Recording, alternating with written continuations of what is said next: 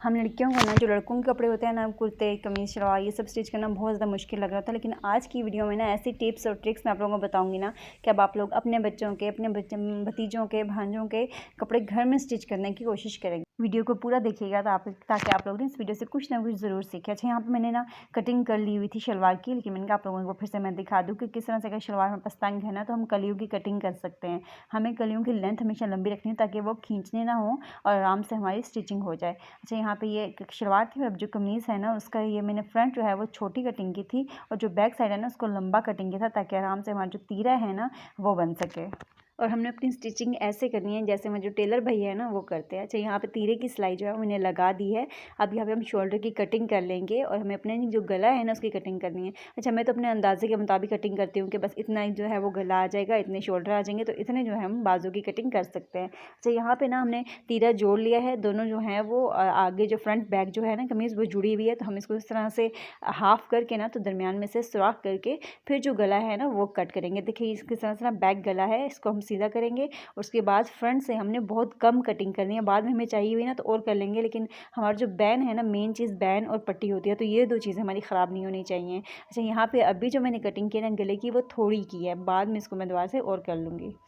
अब जो हमारी फ्रंट पट्टी है ना उसके लिए मैं आप लोगों को एक यहाँ पे ट्रिक बताती हूँ कि हमें समझ नहीं आ रही थी हम कितना कपड़ा, जहाँ पे चेपी है वो तो हम आराम से मोड़ लेते हैं, लेकिन जो दूसरी साइड है उसकी समझ नहीं आ रही थी, तो हम दोनों कपड़ों को इस तरह से चेपी वाली साइड पे मोड़ेंगे, तो जो नीचे वाला कपड़ा होगा ना उसको अंदर वाली साइड पे आराम से कर लेंगे और बाद में चेपी वाले को अंदर की तरफ मोड़ के एक बार फिर से प्रेस कर लेंगे, तो जो हमारी पट्टी है ना वो बहुत नीट रेडी होगी। जिस वीडियो में आपको ये भी बताऊँगी कि हम किस तरह से आराम से ना दोनों पट्टियाँ जो है वो कपड़ों पर लगा सकते हैं।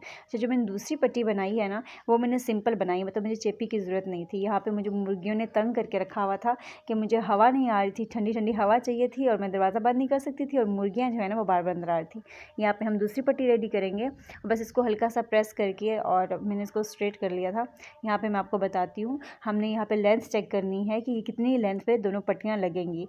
अच्छा, जितनी इसकी लेंथ होगी ना, आप देखते जाइए, आपको वीडियो को अच्छी से समझ आ जाएगी। इसकी लेंथ जो है ना हमने इतनी रखनी है और मार्कर से आप लोग निशान लगा लें, मैं तो अपने अंदाजे के मुताबिक करती हूँ। तो यहाँ पे हमने दोनों पट्टियों को उल्टा करके ना तो यहाँ पे एक सीधी सिलाई लगाने लेनी है ताकि जो पट्टियाँ हैं वो फिक्स हो जाए। अच्छा, थोड़ा सा आपको अंधेरा फील हो रहा होगा, मेरे पास ना प्रॉपर सेटिंग नहीं है जिसमें मैं आप लोगों को ना अच्छे से गाइड कर सकूँ कि हम किस तरह स्टिचिंग कर सकते हैं। इंशाल्लाह बहुत जल्द मैं अपनी टेबल बनवाऊंगी और फिर आप लोगों को मैं प्रॉपर स्टिचिंग सिखाऊंगी। अच्छा, यहाँ पे देखें, सिर्फ मैंने एक सिंगल सिलाई लगाई हुई है नीचे वाली साइड पर ताकि देखिए पट्टियाँ फिक्स हो जाए। अब हम कटिंग करेंगे सीधी, और जिस तरह से पट्टियाँ हैं ना देखिए इसके साथ साथ हमने करनी है बाकी दो कटिंग्स भी।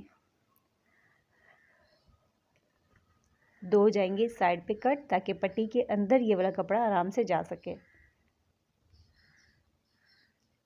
देखिए कुछ इस तरह से हमने करना है। पहले हम लगाएंगे नीचे वाली पट्टी जो चेपी के बगैर है, उसको इस तरह से रखेंगे और फिर इस तरह से दूसरी पट्टी को भी।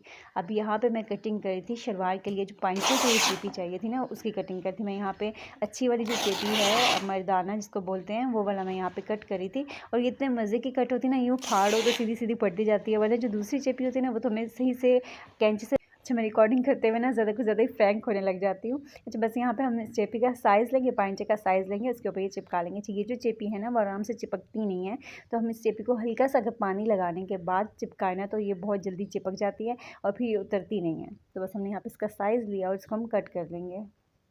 नेक्स्ट अब हमने लगाना है जो कमीज़ है ना उसमें अपने ये पॉकेट लगानी है, और पॉकेट जो है वो कुर्ते पे लगती है कोनों वाली, और जो कमीज़ है ना उस पर लगेगी गोल पॉकेट। अच्छा, यहाँ पे ये नेक्स्ट डे मैं सिलाई करी थी कपड़े, और मैं तो मेरा ना पहले जैसा शौक़ नहीं रहा कि मैं एक टाइम पे बैठ के स्टिच करूँ। दूसरा मुझे मेरे बच्चे भी बहुत तंग करते हैं, छोटा बेटा है वो तो हद से ज़्यादा तंग करता है कि मैं जैसे ही मशीन के पास आती हूँ ना वो आके नलकी उतार लेते हैं, कभी क्या कर लेता है, तो मैं आराम से कपड़े सी नहीं पाती। और आज ही मुझे ये कपड़े जो है वो डिलीवर भी करने थे, तो मैंने कहा बस जल्दी से मैं ये स्टिच करके काम ख़त्म करती हूँ। तो जो मेरा मेन काम होता है ना, मुझे ये होता है कि मेरी पट्टी, बैन और जेब जो है ना वो अच्छे से बन जाए। तो यहाँ पे कैमरा ठप करके नीचे गिर गया था। मैं जो स्टैंड है ना, मोबाइल गिर गया था। मैं जो स्टैंड है वो टूट चुका है, तो मैं मोबाइल को बस मैं ऐसे ही ऊपर रख देती हूँ, तो मोबाइल बार बार गिरता रहता है वैसे भी। तो बस हम यहाँ पे पॉकेट को लगा लेंगे। अगर आपको वीडियो अच्छी लग रही है तो वीडियो को लाइक कर दीजिएगा और मेरे चैनल को सब्सक्राइब भी कर दीजिएगा और एक प्यारा सा कमेंट कर दीजिएगा ताकि मैं मोटिवेट होती रहूँ और मैं वीडियोस अपलोड करती रहूँ। वरना तो अक्सर ऐसा होता है कि बस मैं ड्रेस स्टिच करती हूँ और मैं दे देती हूँ कि मेरे से ना वीडियो शूट होती ही नहीं है कि छोड़ो जितनी देर में मैं कैमरा सेट करूँगी, ये सेट करूँगी तो मैं आराम से बस अपना स्टिच करके तो बस काम ख़त्म करूँ। तो यहाँ पे बैन है ना, बैन को हम यूँ गोलाई में कट करके और फिर लगाते हैं ना तो बहुत नीट लुक आती है।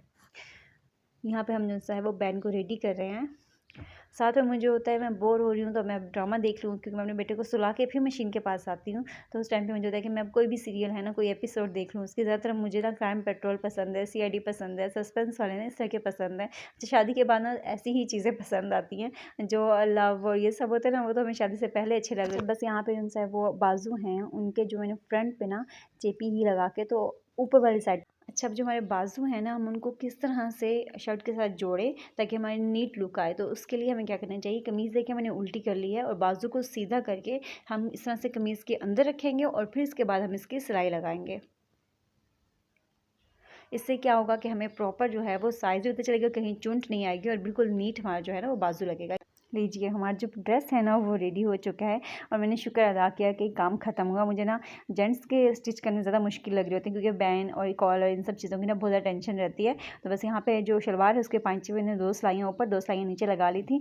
और जो कपड़े हैं ना उनके इस्त्री पे आप मत जाइएगा कि इसको सही से प्रेस नहीं किया हुआ। मैंने प्रेस किया ही नहीं, क्योंकि हमारी जो इस्त्री है ना वो अच्छे से प्रेस नहीं करती। मैंने आपको तो बस जो कस्टमर है उनको कपड़े स्टिच हुए हुए चाहिए, नीट स्टिचिंग हो और प्रेस हो तो वो खुद ही कर लेंगे, हमारा ये काम नहीं है। तो बटन यहाँ पे मैंने आपको ऐसे ही ऊपर रख के दिखा दिए थे। अभी मैंने इनको काज करना है, ओवरलॉक करना है और उसके बाद ये ड्रेस रेडी होंगे। अभी अगर आपको वीडियो अच्छी लगी हो तो वीडियो को लाजमी लाइक कर दीजिएगा। मिलते हैं नेक्स्ट वीडियो में। अल्लाह हाफिज़।